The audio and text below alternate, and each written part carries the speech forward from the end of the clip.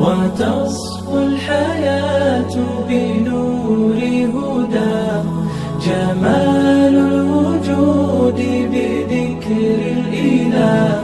وتصفو الحياة بنور هدى، وتطلب نفس له طاعة، ويبلغ سعد إلى منتهى. فؤاد شغوف إلى ربه، أحب رضاه أحب لقاه. يظل يجيء إلى ربوة قرار، ويسمو وذا مرتغى.